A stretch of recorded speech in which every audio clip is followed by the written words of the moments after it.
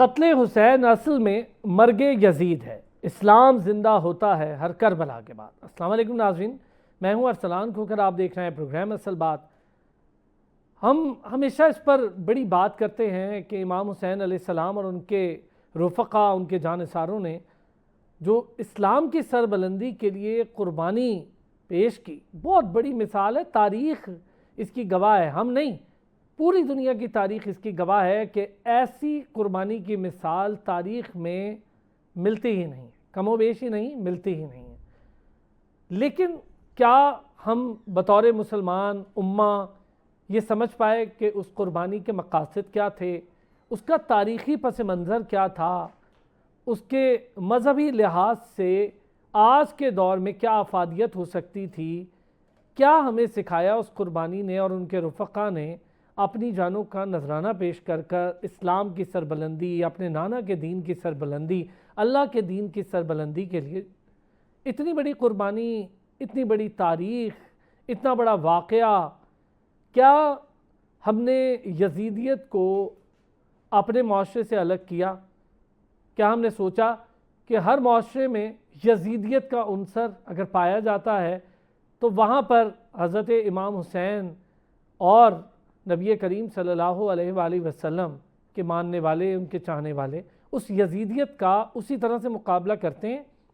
کیا اپنے معاشروں میں مسلم امہ نے اس یزیدیت کو دور حاضر تک آنے میں شکست دی؟ اگر نہیں دی تو کیا وجہ ہے؟ کیا محرکات ہیں؟ کیوں اتنے تفرقوں میں ہم بٹے ہوئے ہیں؟ کیا وجہ کیا ہے کہ آج مسلم امہ مختلف پاکٹس کا حصہ ہے؟ ابھی حالیہ جنگ ہم نے دیکھی، اسرائیل کا طاقتور ہونا، کئی مسلم ممالک کا اس کے ساتھ چھپ کر یا پھر سامنے سے سپورٹ کرنا ہمارے سب پر خود ایک بہت بڑا سوالیہ نشان ہے۔ پاکستان کا کردار بڑے شاندار طریقے سے ہمیشہ سے، جہاں پر اسلامک ممالک کو ضرورت پڑی ہم ساتھ کھڑے ہوئے۔ ابھی ایران کا حالیہ ہم نے وار دیکھی اور اس میں پاکستان علل اعلان ایران کے ساتھ کھڑا رہا اور ڈٹ کر کھڑا رہا۔ ہم اپنے بین الاقوامی تعلقات بھی دیکھیں، ہم نے بڑا شاندار رول بھی پلے کیا۔ آج کا یہ معاشرہ اور فلسفہ کربلا، ذرا اس پر بات کریں گے۔ ہم سیکھ کیا رہے ہیں؟ ہم نے سیکھا کیا ہے؟ کیا کوئی بہتری آ سکتی ہے؟ اور جو کردار حسین علیہ السلام ہے، اس کا اگر کوئی ذرہ برابر بھی اپنا لیا جائے تو کیا معاشرہ کو بہتر سمت میں چل سکتا ہے؟ ہمارے معاشرے میں بہت سارے مسائل ہیں، جرائم ہیں، ہم ایک دوسرے سے قدورتیں رکھتے ہیں، ہم ایک دوسرے سے مختلف معاملات پر دشمنیاں رکھ لیتے ہیں، چھوٹی چھوٹی بات پر قتل و غارت گری ہو رہی ہے، بے راہ و روی ہے، معاشرے کی کوئی ڈائریکشن سمجھ میں نہیں آ رہی۔ اور صرف ہمارا حال نہیں ہے، یہ اس وقت پوری دنیا کا حال ہے۔ پھر یہ جو اب ایک نیا سلسلہ سوشل میڈیا کا چل نکلا ہے، جہاں پر مختلف چیزیں، مختلف انفارمیشن، جسے مس انفارمیشن کے طور پہ کہا جاتا ہے، وہ مذہبی لحاظ سے بھی بڑی جلدی پھیلا دی جاتی ہے، تو وہاں پر اوتھینٹسٹی چیک کرنا، اس کی اصلیت چیک کرنا کیسے کیا جا سکتا ہے؟ اور پھر علماء کا کردار سب سے امپورٹنٹ چیز ہے۔ معاشرے میں علماء کا کردار کیا ہے؟ تاریخ دانوں کا کردار کیا ہے؟ آج ذرا تاریخی پس منظر کو لے کر بھی بات کروں گا۔ تاریخ کیا کہتی ہے؟ تاریخ نے ہمیں کیا سکھایا؟ مذہبی پس منظر کو، مذہبی معاملات کو لے کر بھی آج ذرا بات کریں گے۔ معاشرے میں مذہب کی افادیت کو لے کر بھی بات کریں گے۔ اپنی زندگی میں مذہب کیا کردار ادا کرتا ہے کسی بھی شخص کی، اس پر بھی بات کریں گے۔ پھر ہم ذرا آج کے دور حاضر میں ذرا یزیدیت کو جانچنے کی کوشش کریں گے کہ کیسے ہم نے اس کا مقابلہ کرنا۔ ان ساری چیزوں پر بات کرنے کے لیے ڈاکٹر ثناء اللہ انصاری صاحب تاریخ دان ہیں، ہمارے ساتھ موجود ہیں۔ بہت شکریہ ڈاکٹر صاحب، آپ نے وقت نکالا۔ مفتی طارق رضوی صاحب مذہبی اسکالر ہیں، بہت شکریہ سر مفتی صاحب، آپ نے بھی آج وقت نکالا۔ سینئر صحافی اور تجزیہ کار انور رضا صاحب ہیں، چونکہ معاشرے کی بات ہو، صحافی ساتھ نہ ہو تو یہ پاسبل نہیں ہے، اور ان ساری چیزوں پر آج ہم بات کریں گے۔ بہت شکریہ آپ تمام حضرات کا۔ مفتی صاحب، چونکہ یہ ایک ایسی قربانی ہے جو ہمارے لیے سب سے معتبر شخصیت اور بہت بڑا نام، ہمارے لیے مشعل راہ بھی حضرت امام حسین علیہ السلام اور ان کے رفقا، تو سر ذرا ہمیں اس کا پس منظر بھی بتائیں، واقعہ کربلا کی اہمیت بھی ذرا ہمیں بتائیں، اور کیا تاریخی پس منظر ہے، اس پر تو ہم بعد میں بات کریں گے۔ آپ ذرا پہلے اس واقعے کے حوالے سے ذرا ہمیں بتائیے۔ بسم اللہ الرحمن الرحیم۔ جناب، میں آپ اور آپ کی پوری ٹیم سچ نیوز کا شکریہ ادا کرتا ہوں کہ بہت خوبصورت اور بابرکت ایام میں آپ ایک خوبصورت عنوان کے ساتھ آپ نے ہمیں مدعو کیا. اللہ تعالیٰ آپ کو جزائے خیر عطا فرمائے.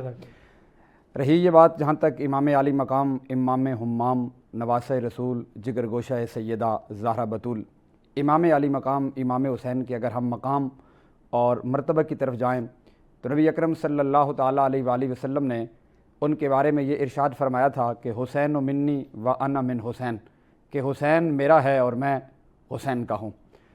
آگے بڑھ جائیں تو میرے کریم آقا صلی اللہ تعالیٰ علیہ وسلم نے ارشاد فرمایا کہ ان الحسن والحسین سیدہ شباب اہل الجنہ، کہ حسن اور حسین یہ دونوں جنتی جوانوں کے سردار ہیں. اس سے آگے بڑھ جائیں تو میرے کریم آقا صلی اللہ تعالیٰ علیہ وسلم امام حسن اور امام حسین رضی اللہ تعالیٰ عنہما کے مبارک جسم کو سونگھتے تھے اور میرے آقا فرماتے تھے ان کے جسموں سے مجھے خوشبو آتی ہے. اتنے مقام اور مرتبے کے حامل شخصیات، ان کی یہ قربانی کو اگر آپ قرآن کی روح سے دیکھیں تو قرآن کی جو آیت ہے ان الذین قالوا ربنا اللہ ثم استقاموا، کہ جن لوگوں نے یہ کہا کہ ہمارا رب اللہ ہے، ثم استقاموا پھر اس پر وہ ڈٹ گئے، تو اللہ رب العزت کی جانب سے انہیں انعام یہ ملا کہ تتنزل علیہم الملائکہ، فرمایا پھر ان پر فرشتوں کا نزول ہوتا ہے. جب آپ قرآن کی اس آیت کو پڑھیں اور دوسری طرف امام عالی مقام امام ہمام کا کردار دیکھیں تو قسم اللہ رب ذوالجلال کی، پیدا کرنے والے رب کی قسم ہے کہ قرآن کی اس آیت پر حسین ابن علی عمل کرتے ہوئے نظر آ رہے ہیں. اور کتنی استقامت ہے، کتنا حوصلہ ہے، کتنی وفا ہے کہ امام علی مقام امام حسین کے ہاتھوں پر شیر خوار بچے بھی ٹھنڈے ہوئے، جام شہادت نوش کیا. پھر آپ ہی کے سامنے جوان علی اکبر جو شبیہ مصطفیٰ ہے، جو امام الانبیاء صلی اللہ تعالیٰ علیہ وسلم کی شبیہ ہیں، اور صحابہ کرام کہتے جب دل کرتا حضور کی زیارت کا تو ہم جوان علی اکبر کی زیارت کیا کرتے تھے. اتنی خوبصورت جوانی کے حامل، بلکہ میں اگر آپ کے چینل کی وساطت سے ایک جملہ کہوں کہ ساری امت مسلمہ کے جوان اس خاک برابر بھی نہیں ہو سکتے جس خاک پر جوان علی اکبر نے ایک بار اپنے مبارک پاؤں رکھے ہیں. اتنی خوبصورت جوانی بھی دین مصطفیٰ کی حفاظت کے لیے کٹی، اور قرآن کی اس آیت پر جب عمل کیا تو پھر جو 22,000 تھے جن کے پاس سب کچھ تھا ان کا نام مٹ گیا ہے. اور آج بھی امام علی مقام امام حسین کا روضہ بھی چمک رہا ہے. آپ کی پاکیزہ فکر اور پاکیزہ کردار سے امت مسلمہ آج بھی رہنمائی لے رہی ہے. وہ ان کا کردار، وہ ان کی پاکیزہ سیرت، وہ ان کی استقامت اور دین مصطفیٰ سے جو ان کی وفا ہے. تاریخ کے اندر بھی قرآن اور حدیث کے مطالعے کے بعد جب آپ تاریخ کی طرف بھی دیکھیں تو شاید ایسی داستان تاریخ کے اندر رقم ہو جو داستان میرے پاک نبی کے خاندان نے رقم کی، اور وہ رقم کرنے کے بعد اپنے اس پاکیزہ نقوش کو چھوڑ کر گئے ہیں اور یہ بتا کر گئے ہیں کہ اگر امت مسلمہ عزت، وقار اور سربلندی چاہتی ہے تو ہماری زندگیاں، ہمارا کردار ان کے لیے خوبصورت مشعل راہ ہے، اور ہمارے نقوش کو دیکھ کر وہ منزل کی طرف بڑھ سکتے ہیں. ڈاکٹر ثناء اللہ انصاری صاحب، ذرا تاریخی پس منظر پہ ہم روشنی ڈالیں. آج وہ ذی شعور انسان جو عقل رکھتا ہے، جس کے پاس شعور ہے، وہ تمام لوگ حضرت امام حسین علیہ السلام اور انہی کی جانب کھڑے ہیں. تو ذرا ہمیں اس کا تاریخی پس منظر بھی بتائیے گا. جی بسم اللہ الرحمن الرحیم. سب سے پہلے میں آپ کا شکریہ ادا کرتا ہوں کہ آپ نے مجھے اس اہم ترین پروگرام میں بات کرنے کے لیے مدعو کیا. جہاں تک اس واقعے کا تعلق ہے، جسے ہم واقعہ کربلا کے نام سے جانتے ہیں، اور جس طرح آپ نے اپنی ابتدائی گفتگو میں بھی ارشاد فرمایا کہ ہر واقعہ جو ہے وہ کوئی نہ کوئی سبق دے کے جاتا ہے ہمیں. اور اگر تاریخی اعتبار سے ہم دیکھیں تو اسلام کی جو پوری کی پوری تاریخ ہے وہ اس طرح کے اور بھی واقعات سے بھری پڑی ہوئی ہے کہ جس سے ہمیں سبق سیکھنے کی ضرورت تھی کا لفظ میں اس لیے استعمال کر رہا ہوں کہ بدقسمتی سے پوری مسلم امہ کی اگر ہم تاریخ کو دیکھیں تو ہم نے آج تک ان تمام واقعات سے کوئی سبق نہیں سیکھا. اگر ہم اسلام کی ابتدائی تاریخ سے بات شروع کریں تو سب سے پہلے جو شہید ہیں وہ عمار بن یاسر کے والدین ہیں. وہاں سے اسلام کے اندر شہادتوں کا دور شروع ہوتا ہے. اس کے بعد آگے تاریخ چلتی ہے. احد کے میدان میں حضرت امیر حمزہ شہید ہوتے ہیں جو کہ نبی پاک صلی اللہ علیہ وسلم کے چچا ہیں، اور ان کو نبی پاک صلی اللہ علیہ وسلم نے سید الشہداء کا لقب عطا فرمایا.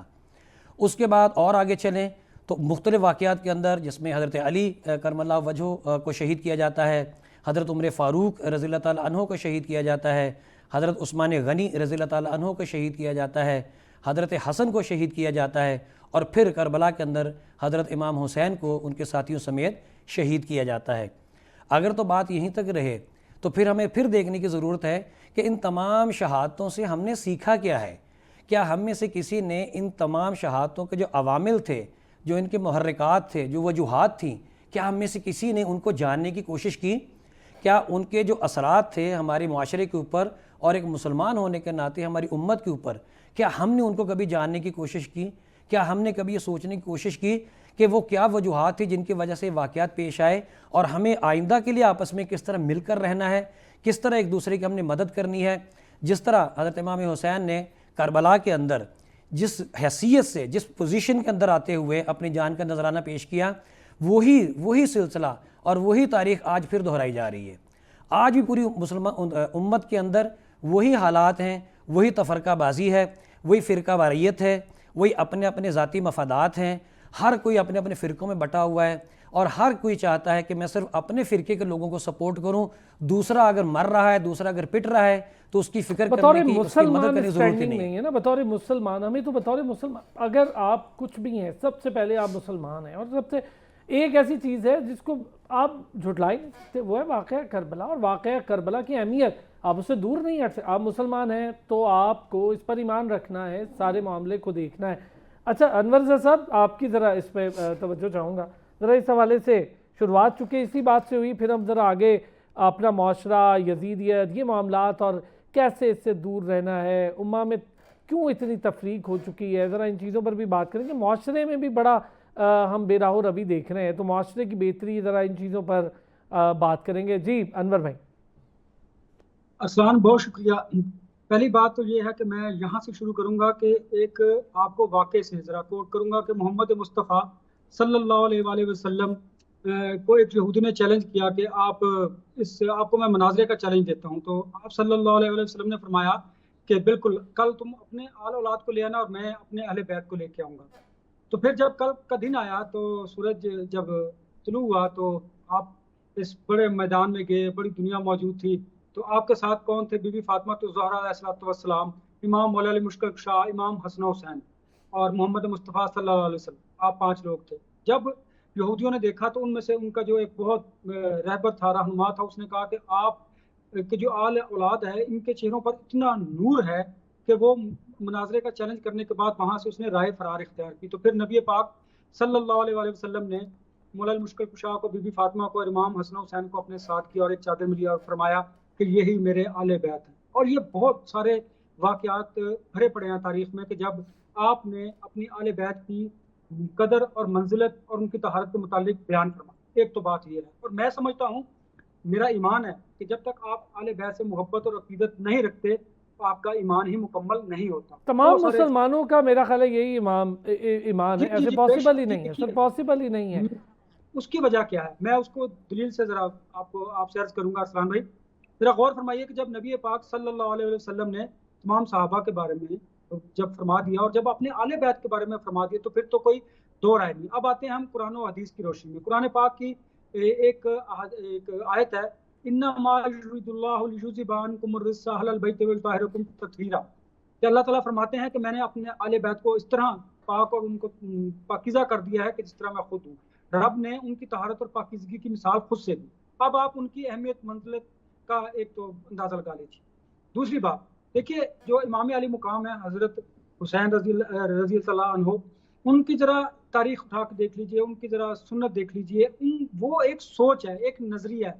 وہ نظریہ اور سوچ آج بھی موجود ہے کہ آپ نے ظالم جابر کے سامنے ڈٹ جانا ہے. ورنہ تو مجھے بتائیے کہ بہت سارے ایسی آسانیاں ان کے لیے موجود تھی. اور کبھی یہ ممکن ہے کہ آپ اپنی آل اولاد کے ساتھ کبھی جنگ میں گئے ہوں؟ 72 کہاں اور 22,000 کہاں؟ تو یہ بائیفرکیٹ کرتی ہیں چیزیں.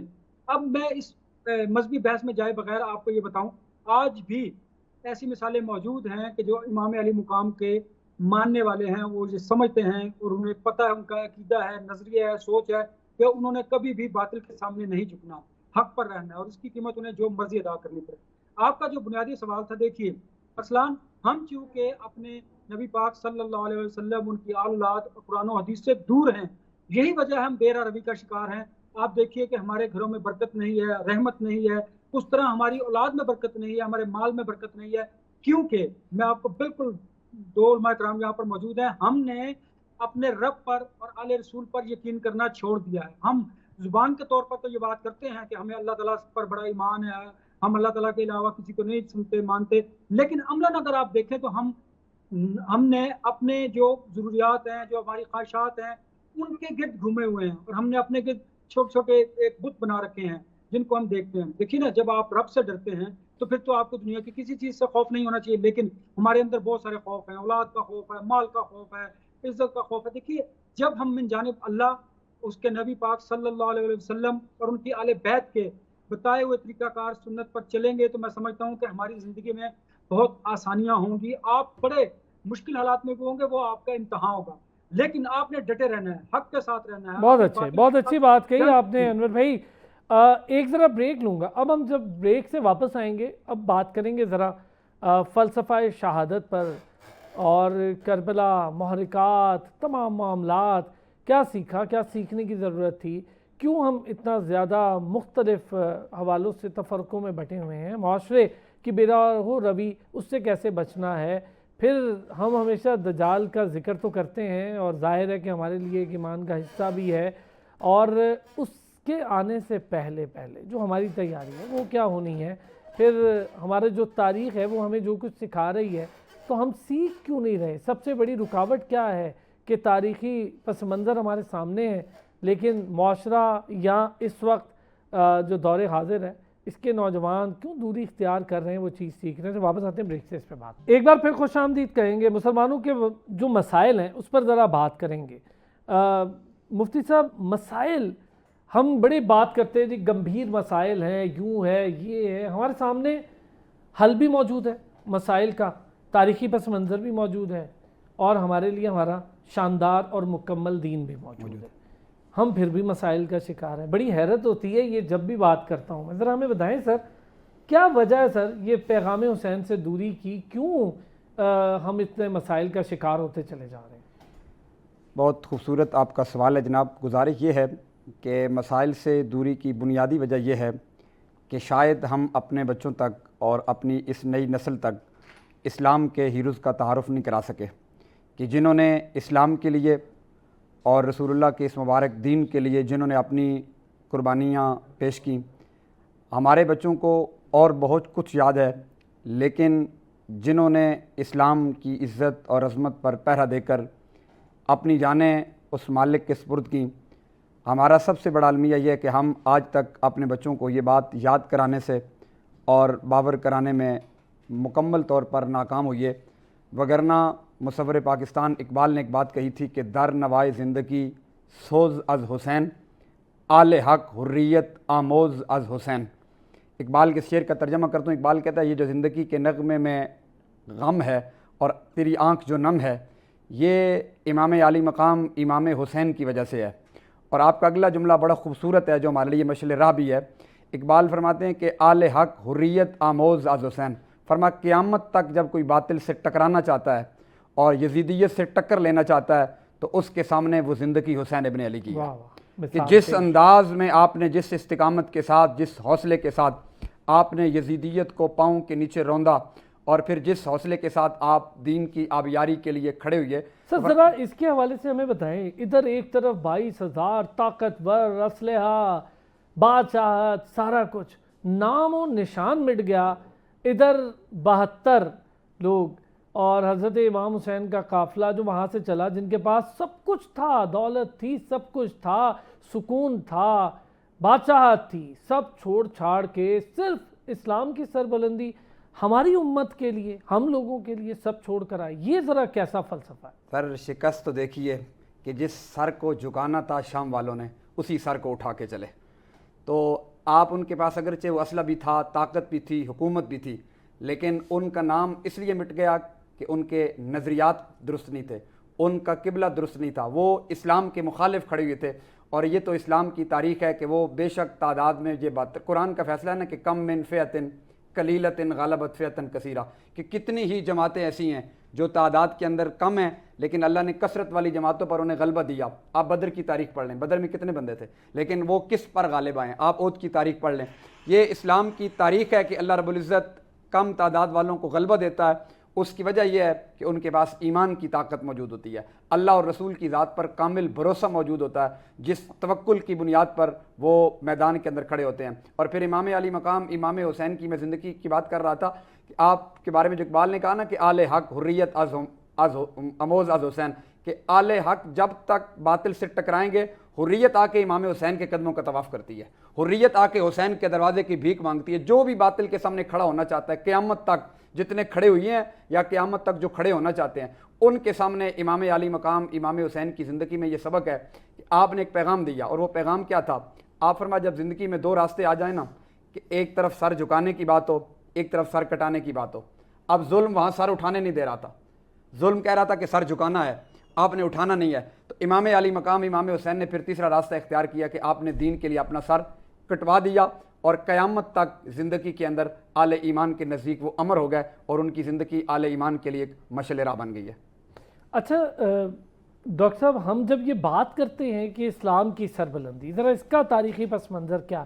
اچھا کہنا بڑا آسان ہے، آپ کے پاس سب کچھ ہو، آپ کے پاس دولت بھی ہو، اللہ تعالیٰ نے آپ کو ہر چیز سے نوازا ہو، ایمان کی طاقت ہو، لوگ آپ کے پیچھے کھڑے ہوں، آپ نواسہ رسول ہوں، پورا خاندان آپ کا اہل بیت ہو، ایک الگ اللہ تعالیٰ کی طرف سے نوازشات ہیں، یہ سب چھوڑ چھاڑ کے امت کے لیے ایک مشکل جگہ، ایک دشمن کے سامنے جانا، اور جنگ کی نیت سے نہیں گئے تھے، وہ تو شروعات کہیں اور سے ہوئی۔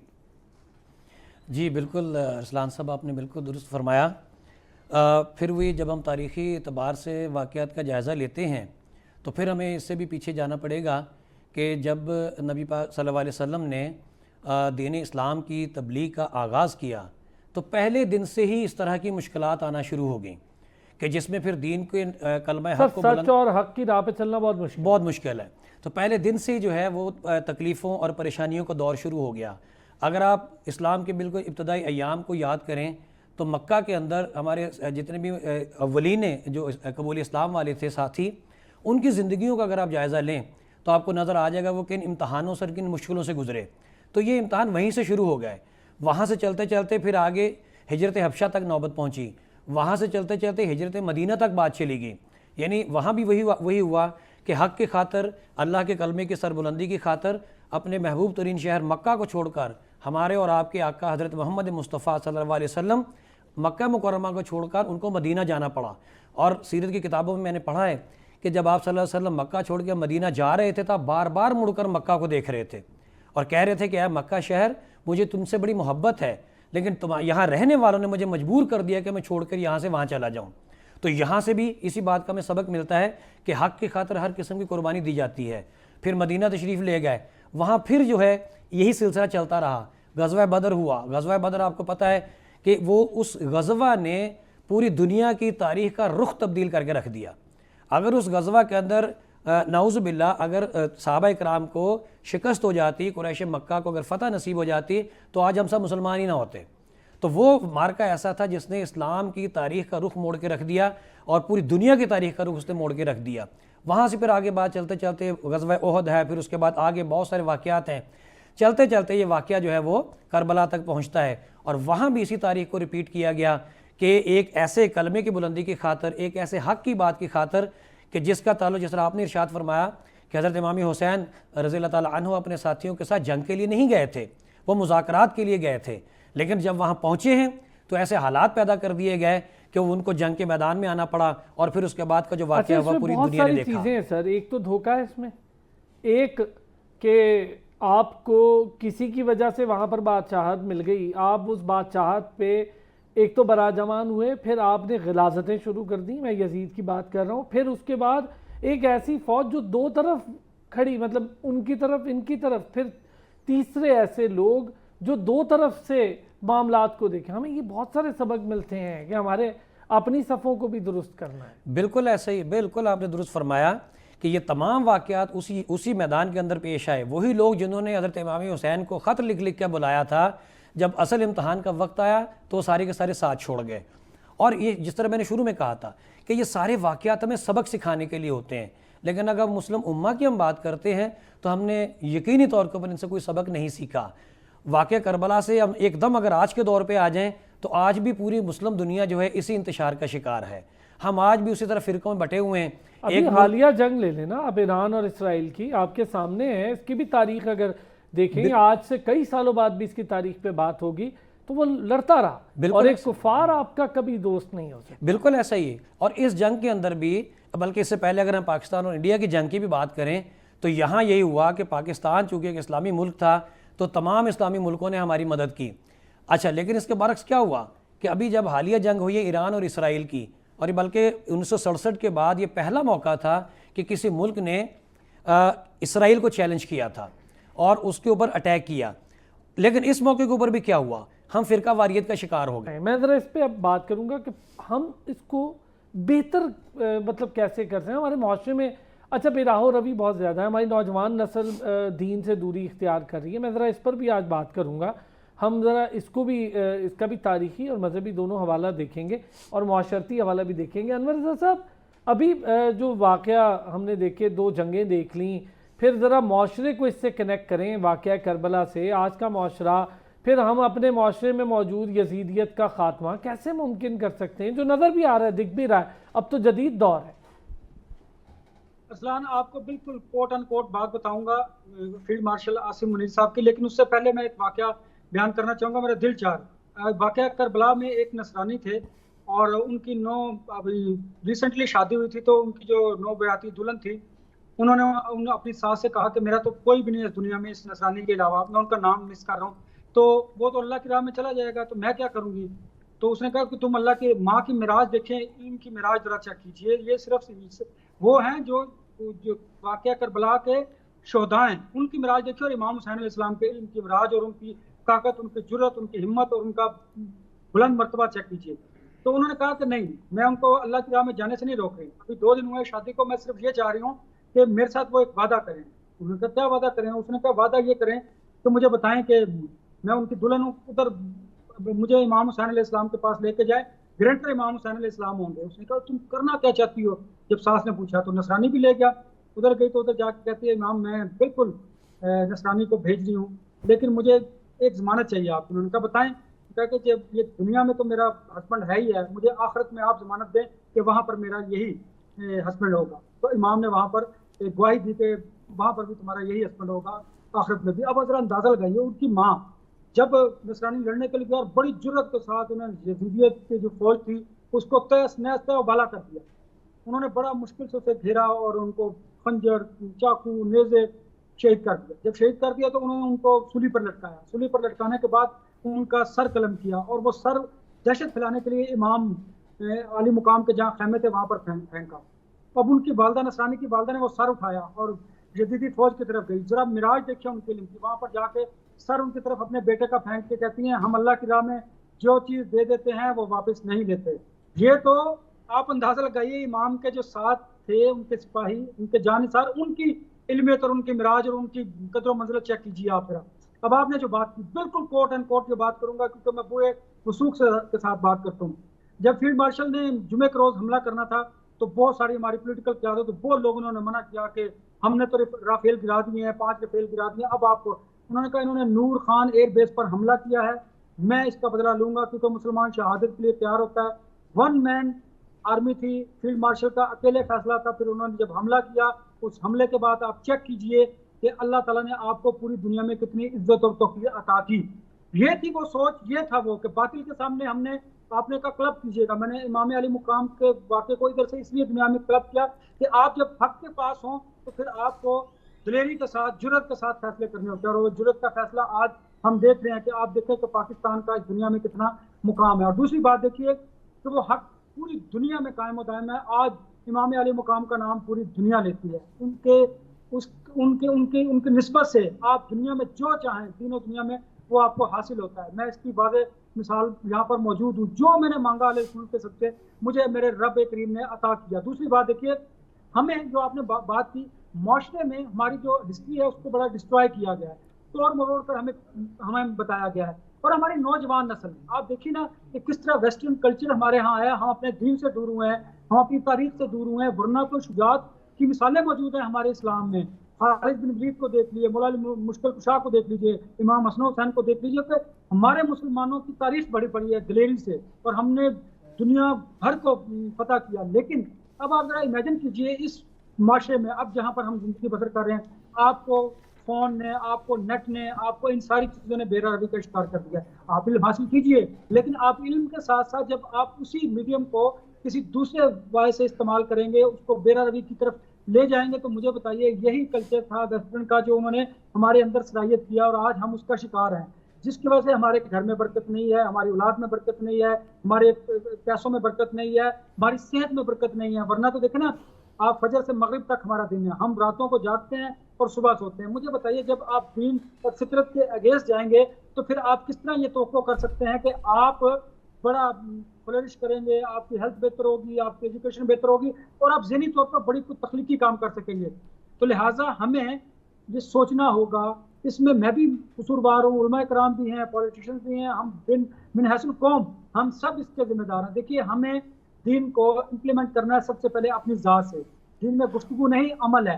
پھر اپنے گھر پہ اپنے جو بیوی ہے, اپنے بچے ہیں, ان سے امپلیمنٹ کرنا ہے, ان پر بتانا ہے. پھر اس کے بعد جب دیکھیے نا, دین تو عمل کا نام ہے. باتیں تو آپ بھی بہت زیادہ کرتے ہیں, میں بھی جرنلسٹ ہوں, میں بھی بہت زیادہ کر لوں گا. ہم نے پریکٹیکل کرنا ہے. میں نے ذرا انور بھائی آپ کے اور اپنے شعبے کے حوالے سے بھی اب بات کرنی ہے بریک کے بعد. کتنی ذمہ داری ہے ہماری, بڑا بے مقدس فریضہ ہے یہ, کسی تک خبر پہنچانا امانت ہے. لیکن ہمارے یہاں کیا ہو رہا ہے ذرا اس پر بھی بات کروں گا, یہ بہت ضروری ہو گیا اب ہمارے ساتھ بات کرنا. پھر گورنمنٹس, ہماری جو گورنمنٹس ہیں ان کا رول, حضرت امام حسین علیہ السلام, ان کا دور, اور حسینیت کے علم بردار ہونے کا صرف نعرہ لگا دینا ہی کافی نہیں ہے. آپ کو وہ سیرت, تمام چیزوں کو فالو کرنا پڑے گا. ایسے کام نہیں چلے گا, اور چل بھی نہیں رہا ہے. ہم نے بہت سارا کچھ کر کے دیکھ لیا ہے. آپ نے اگر چلنا ہے تو راہ حق پر ہی چلنا ہوگا. ایک بریک لیتے ہیں جی, واپس آتے ہیں. ذرا OIC, اس کا کردار, ہمارا معاشرہ, بے راہ و روی نوجوان نسل, اور ایک نیا فتنہ جس کا ہمیں سامنا ہے سوشل میڈیا, کیسے ان ساری چیزوں کے ساتھ ہم نے آگے بڑھنا ہے, اس پر بات کرتے ہیں. ایک بار پھر آپ کو خوش آمدید کہیں گے پروگرام میں. مجھے بھی بہت کچھ سیکھنے کو مل رہا ہے, بڑے سینئر حضرات یہاں پر موجود ہیں, بہت کچھ سمجھنے کو مل رہا ہے. ایک بار پھر واقعہ کربلا کو دہرا کر اپنا ایمان بھی تازہ کر رہے ہیں, اور اس لازوال قربانی کی یاد کو بھی دوبارہ دہرا رہے ہیں. مفتی صاحب, معاشرہ, آج کا معاشرہ ذرا ریلیٹ کریں کہ ہم اگر واقعہ کربلا سے سبق سیکھ لیتے, جس میں اسلام کی سربلندی کا سبق سب سے اوپر تھا, کسی غلط کے ساتھ کھڑے نہیں ہونا, غلط کو غلط کہنا ہے چاہے آپ کا سر کٹ جائے, وہ سب سے اوپر بات تھی. پھر آپ نے حق اور سچ بات کرنے سے گھبرانا نہیں ہے, بلیک میل نہیں ہونا کسی سے, اپنے خاندان کو لے کر, اپنی محبتوں کو لے کر. بہت بڑی بات ہے یہ, خیر ممکن نہیں ہے عملی طور پر, یہ وہی کر سکتے تھے, وہ کردار, وہ سیرت ہی اور تھے. لیکن اس کے باوجود بے راہ و روی اور یہ معاشرہ سر جس طرح, جس ڈگر پہ ہمارا آج کا نوجوان چل رہا ہے. جی جناب, گزارش یہ ہے کہ جس طرح واقع کربلا, ایک طرف امام علی مقام امام حمام نواس رسول جگر گوشہ سیدہ زہرا پاک بطول آپ کھڑے ہیں, اور دوسری طرف یزید کھڑے ہیں. یہ دو کردار ہیں, دو شخصیات نہیں ہیں, دو کردار ہیں. ایک طرف حق, سچ اور غیرت کی علامت ہے. امام علی مقام امام حسین کو آپ حق سے تعبیر کریں, سچ سے تعبیر کریں, استقامت سے تعبیر کریں, غیرت سے تعبیر کریں. جو آپ کہیں, ہمارے پاس تو ان کی بارگاہ میں نذرانہ پیش کرنے کے لیے الفاظ ہی نہیں ہیں کہ جو انہوں نے مثال قائم کی ہے. دوسری طرف کیا ہے, دجل ہے, جھوٹ ہے, فریب ہے, دھوکہ ہے. یہ دو کردار ہیں. ہم اگر اپنی نئی نسل کو ان تمام فتنوں سے بچانا چاہتے ہیں, جتنے یہ سوشل میڈیا کے فتنے ہیں یا دیگر جو فتنے ہم پر برس رہے ہیں, جس کے بارے میں حضور نے بھی خبر دی تھی نا کہ میری امت پر فتنے بارش کے قطروں کی طرح برسیں گے, تو ان فتنوں کا ہم سامنا کر رہے ہیں. تو آج ہم اپنی نئی نسل کو امام علی مقام امام حسین کا کردار, اور پھر امام علی مقام امام حسین کے کردار سے پہلے ایک بات عرض کروں کہ امام حسین کوئی حادثاتی طور پر کربلا نہیں گئے. اگر آپ اس کے پیچھے دیکھیں تو مخدومہ کائنات سیدہ طیبہ طاہرہ شہزادی کونین ام الحسنین سیدہ فاطمہ الزہرا سلام اللہ علیہا, آپ کی پاکیزہ تربیت بھی ہے. اقبال نے کہا تھا نا کہ مزرعہ تسلیم را حاصر بطور اور مادرہ را اسوہ کامل بطول. اقبال کہتے ہیں نا کہ جو صبر و رضا کی جو کھیتی ہے, اس کا جو حاصل اصول ہیں وہ سیدہ خاتون جنت ہیں. اور قیامت تک آنے والی ماؤں کے لیے اگر بہترین سیرت اور بہترین کردار جو موجود ہے, وہ سیدہ خاتون جنت کی پاکیزہ زندگی میں موجود ہے. وہ جو آپ نے پاکیزہ لوری دی تھی نا قرآن کی, وہ جو آپ نے صدقے یا رسول اللہ کی لوری دی تھی, وہ اس پاکیزہ لوریوں کا اثر تھا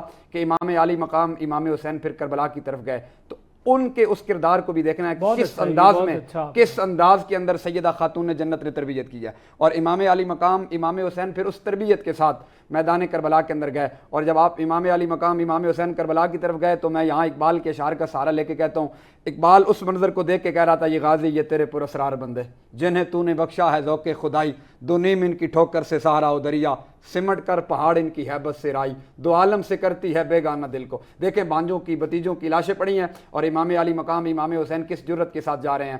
تو وہ یہ بتا رہے تھے کہ شہادت ہے مطلوب و مقصود و مومن, نہ مال غنیمت نہ کشور کشائی. تو اپنی اگر نسل کو ہم بچانا چاہتے ہیں ان سارے فتنوں سے, تو آپ کے چینل کی وساطت سے میں یہ عرض کرنا چاہتا ہوں کہ امام علی مقام امام حسین رضی اللہ تعالیٰ عنہ کی پاکیزہ زندگی کا ایک ایک لمحہ, ان کی زندگی کی گزری ہوئی ایک ایک سانس, ان کا ایک ایک لمحے کا کردار, وہ ہماری بہترین تربیت پر بھی زور ڈالیے گا. آپ نے بڑی اچھی بات کہی ہے, ماؤں کی تربیت پر بھی زور ڈالیے گا, یہ معاملہ وہیں سے شروع ہوتا ہے. دیکھیں نا, اگر ماں با کردار ہو اور ماں سیدہ خاتون جنت کی در کی کنیز بن جائے, ہم ان کی بات تو کرتے ہیں کہ ہم ان کے راستے پہ چلتے ہیں, ان کی شان تو یہ ہے کہ جن کا آنچل نہ دیکھا ماں عمر نے, اس ردائے نزاد پہ لاکھوں سلام, جن کا دوپٹہ بھی چاند اور سورج نے نہیں دیکھا. تو ہم کیا سمجھتے ہیں کہ ہماری مائیں بہنیں بیٹیاں ان کی قیادت میں جنت کے اندر جائیں گی. اور پھر حضرت سیدہ زینب پاک کا کردار دیکھ لیں, مدینے سے مکے تک, مکے سے کربلا تک, واپسی تک.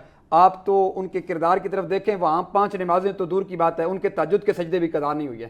ہم بات ان کی کرتے ہیں کہ ہم ان کے نوکر ہیں, ہم ان کے غلام ہیں, جناب ہم ان کے در کے نوکر ہیں, لیکن بات یہ ہے کہ ان کا کردار ہم نے کیوں نہیں اپنایا, وہ اپنی نسل کو کیوں نہیں بتایا. ہماری ماؤں بہنوں بیٹیوں کے لیے وہ کردار, اقبال کی زبان میں بتاؤں کہ سیرت فرزند ہا از امہات اور جوہر صدق و صفا از امہات. اقبال کہتا ہے پھر ماؤں کی سیرت بیٹوں میں آتی ہے, ماں کا کردار پھر بیٹے کے اندر نظر آتا ہے, ماں کی وہ پاکیزہ تربیت اور لوری بیٹے کے اندر نظر آتی ہے چلکتی ہوئی. بیٹا جب چلتا ہے, اسلام نے تربیت پہ بہت زور دیا ہے مولانا صاحب. اسلام نے تو بیسک بات ہی یہ کی ہے کہ اپنی نسل کو تربیت کی طرف لائیں اور اپنی نسل کو بتائیں.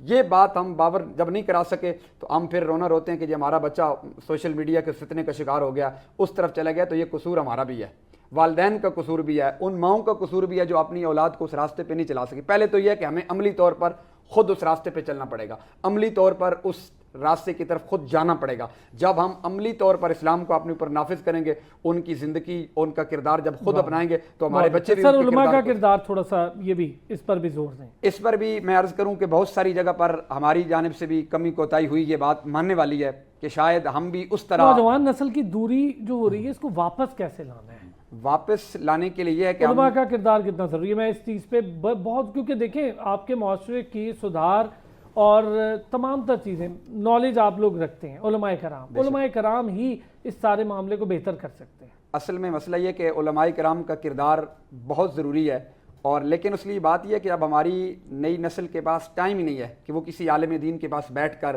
حضور کے دین کی بات سیکھے, شریعت کی بات سیکھے, پاکان امت کی بات سیکھے. تو جب ہماری نسل ان کے پاس آئے گی, ان کے پاس بیٹھے گی, اور پھر سب سے ہمارا المیہ یہ ہے نا کہ آپ اگر ہمارے جمعے کے اجتماعات کو دیکھ لیں, کسی جگہ پر بھی ہمارے وہ مذہبی جتنے معاملات ہوتے ہیں ان کو دیکھ لیں, تو ہم کس موقع پر جاتے ہیں, ہم جاتے ہیں ہمیں کوئی دعا کا موقع ہو تو ہم کہتے ہیں دعا ہو رہی ہو تو ہم جائیں. جب ہم ایک عالم دین کو سنیں گی نہیں, اس کی بات کی طرف توجہ ہی نہیں کریں گے, تو بتاؤ اس عالم کا کیا قصور ہے. لیکن جہاں پہ ہماری طرف سے کمی ہوئی, اس کمی کو ہمیں دور کر کے مزید تیز رفتاری کے ساتھ اور مزید اس جرت کے ساتھ, اور وہ جرت جو امام حسین نے دکھائی ہے اس کی خیرات لے کر اگر ہم اپنی نئی نسل کی طرف مزید توجہ دیں تو انشاءاللہ ہماری آنے والی نسلیں امام حسین کی سے بہتر ہے رویوں میں تبدیلی. بے شک قربت کے لیے سب سے ضروری ہے آپ رویوں میں تبدیلی کریں, محبت اور اتنی شفقت کریں کہ خود نوجوان نسل کہے کہ مجھے اپنے مسائل کا حل یہی مل رہا ہے اور میں اپنے مسائل کے حل کے لیے یہی جا رہا ہوں, اور واقعی ملنا بھی چاہیے. شاید میرا خیال ہے یہ آپ کی جو ہم ورڈ یوز کرتے تھے ڈاکٹر صاحب, تعلیم و تربیت, وہ اسی لیے کرتے تھے کہ تعلیم کے ساتھ تربیت کی بڑی اہمیت ہے. ذرا اس کی ہمیں تاریخ بھی بتائیں. جو معاشرے تربیت سے دوری اختیار کرتے ہیں وہ صفحہ ہستی سے ہی مٹ جاتے ہیں. جی بالکل ارسلان بھائی, بہت اچھی بات کی آپ نے. اس سے پہلے چھوٹی سی ایک بات مجھے یاد آ گئی, انور صاحب نے جس طرح بھی بات کی تھی کہ جب یہ پاکستان اور انڈیا کی یہ جنگ کا معاملہ سامنے تھا تو 10 مئی کو جب ہم نے انڈیا کے اوپر اٹیک کیا, بالکل انور صاحب کی بات درست ہے کہ ایک انتہائی جرأت مندانہ فیصلہ تھا, اور یہی وہ فیصلہ تھا اور یہی وہ جذبہ تھا جس کی ایک مسلمان قوم کو ضرورت ہوتی ہے. عین ممکن ہے کہ اور وجہ ہوتی تو ہم مصلحت کا شکار ہو جاتے, لیکن الحمدللہ ہم نے وہ فیصلہ کیا, ایک عمل کیا, اللہ تعالیٰ نے ہماری مدد کی, کیونکہ اللہ کی مدد کے بغیر کچھ نہیں ہو سکتا تھا. اللہ نے ہماری مدد کی, اللہ نے ہمیں کامیابی سے سرخرو کیا. اس کا امپیکٹ میں آپ کو بتانا چاہ رہا ہوں کہ اتفاق کی بات یہ ہے کہ یہ واقعہ 10 مئی کو پیش آیا اور اس سے بالکل ہی اگلے دن 11 مئی کو میں نے الجزائر جانا تھا. وہاں پہ ہمارا ایک بہت بڑا ایونٹ تھا اسلامک ڈیولپمنٹ بینک کا. اچھا اس دن تک تو مجھے پہلے تو یہ کنفرم نہیں تھا کہ کل کی فلائٹ آپریٹ ہوگی کہ نہیں ہوگی. خیر قصہ مختصر اگلے دن میں وہاں پہنچا, فلائٹ مل گئی. جب میں وہاں پہنچا ہوں تو وہاں پوری دنیا سے جو ہے نا مسلمان جمع ہوئے تھے اور تقریباً 25 اسلامی ملکوں سے لوگ آئے ہوئے تھے. جیسے ہی وہاں پہنچا ہوں, یہ پہلا موقع, اس سے پہلے بھی الحمدللہ میں پوری دنیا میں جاتا ہوں, لیکن یہ پہلا موقع تھا کہ جب میں الجزائر اس ایونٹ میں پہنچا ہوں تو جس کو جیسے ہی پتہ چلا ہے کہ یہ پاکستان سے آئے ہیں, آپ یقین کریں مجھے اتنی عزت ملی ہے وہاں پہ کہ آج تک پوری زندگی میں کبھی نہیں ملی تھی. اور صرف اس ایک واقعے کی وجہ سے کہ آپ نے پہلی دفعہ, اور جو لوگوں کے کمنٹس تھے ہمارے مسلمانوں کے, وہ یہ تھے کہ آپ نے مسلمانوں کا سر فخر سے بلند کر دیا. یہ اتنی بڑی بات تھی. اور کچھ لوگ اس کو اسلام اور کفر کی جنگ سے جو ہے تعبیر کر رہے تھے, اور کچھ لوگوں نے تو صحیح ہے ویسے, اور کچھ لوگوں نے وہ یہاں تک کہا کہ انصاری صاحب آپ یقین کریں کہ آج تک ہم مسلمان جو ہے پوری دنیا کے اندر جو ہے نا پس رہے تھے.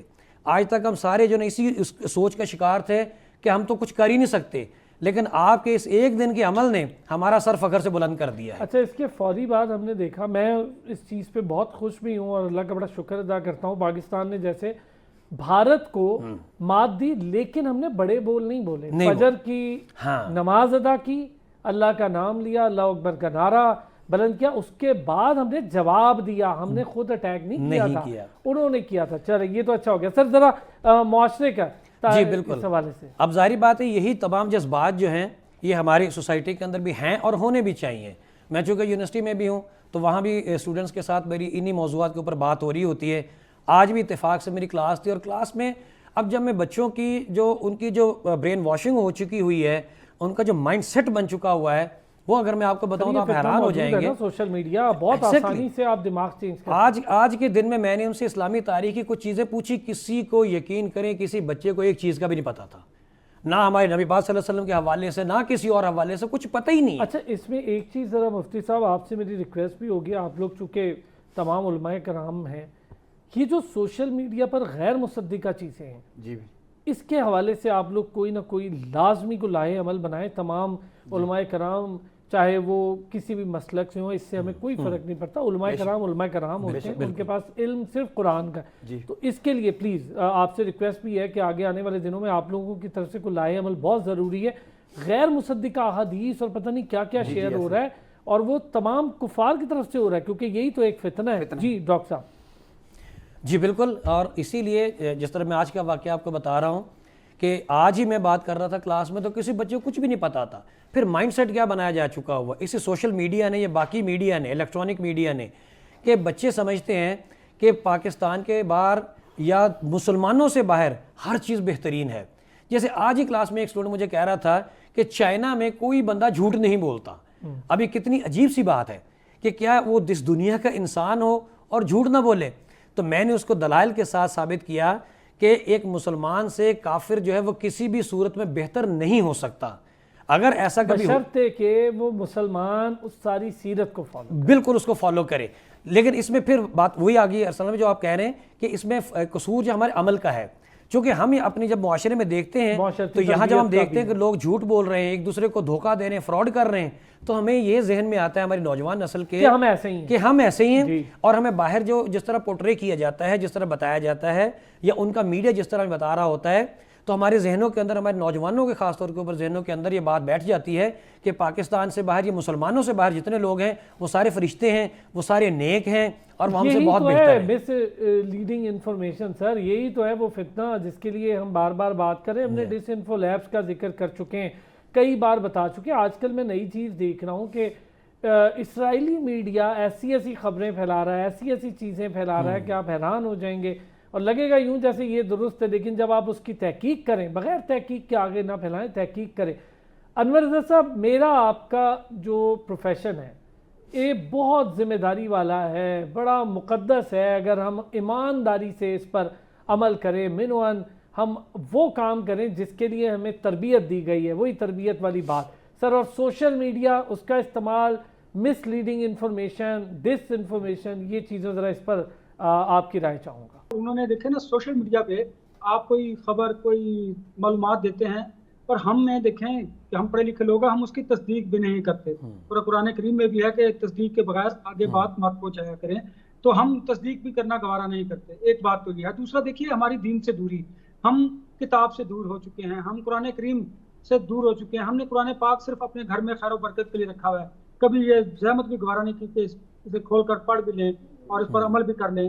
عمل تو دور کی بات، میں آپ کو کروں پڑھنے کی بھی بات. پھر دیکھیے جس طرح علماء کرام یہاں پر موجود ہیں، انہوں نے بتایا کہ اسٹوڈنٹس جو ہیں انہیں اپنے بیسک دین کے بارے میں نہیں پتا. جب آپ کو اپنے دین کے بارے میں نہیں پتا تو مجھے بتائیں آپ کیا توقع کریں گے. میں آپ کو ایک ایگزامپل دیتا ہوں کہ میں نماز پڑھ رہا تھا تو میرا بیٹا مجھے دیکھ رہا تھا، چھوٹا ہے 3 سال کا، تو اس نے بھی نماز پڑھنی شروع کر دی. بھائی آپ اپنے گھر سے شروع کیجیے نا. اور دوسری بات دیکھیے نا، آپ نے سوشل میڈیا کی بات کی، یہ ایک ایسا فتنہ ہے کہ جس نے ہماری معاشرے میں تباہی برپا کرتی ہے. ہمیں بے روی کی طرف تیزی سے ہم اس کی طرف گامزن ہیں، ہمیں اس کو روکنا ہوگا. دیکھیے مجھے ابھی یاد آ رہا تھا کہ ہم نے کیا کوئی ڈاکومنٹری بنائی اپنے دین سے متعلق، قاری ملت سے متعلق، مولانا مشکل کشا سے متعلق، حضرت محمد مصطفیٰ صلی اللہ علیہ وسلم کی سیرت سے متعلق.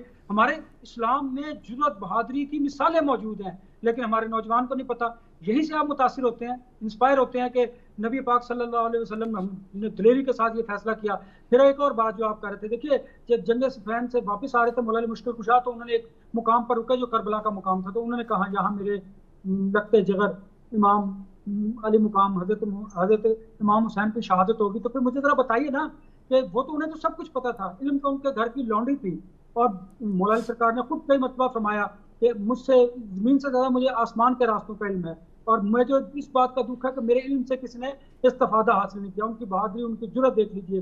دیکھیے ہمیں اپنے صحابہ کرام اور ہمیں اہل بیت اطہار سے متعلق جو ہے ڈاکومنٹریز بنانی چاہیے. ہمیں یہ اب اپنی نوجوان نسل کے ذہن میں کوٹ کوٹ کر بھرنے کی ضرورت ہے. آپ اور میں ٹی وی پر بیٹھ کر صرف ڈسکس کر سکتے ہیں، پریکٹیکلی ایسا کچھ بھی نہیں ہے. آپ جب تک جھوٹ کا سہارا نہیں لیں گے، آپ تھم میل نہیں بنائیں گے، آپ اس طرح نہیں کریں گے، تو شاید آپ کی ویورشپ بھی ویسی نہ ہوگی. لیکن یہ سارے ایسے نہیں ہیں. جو جرنلزم سے وابستہ لوگ ہیں وہ رسپانسبلٹی کو اڈاپٹ کرتے ہیں. انہیں پتہ ہے کہ آج ہم نے اگر غلط خبر دی تو کل کو ہماری کریڈیبلٹی چیلنج ہوگی.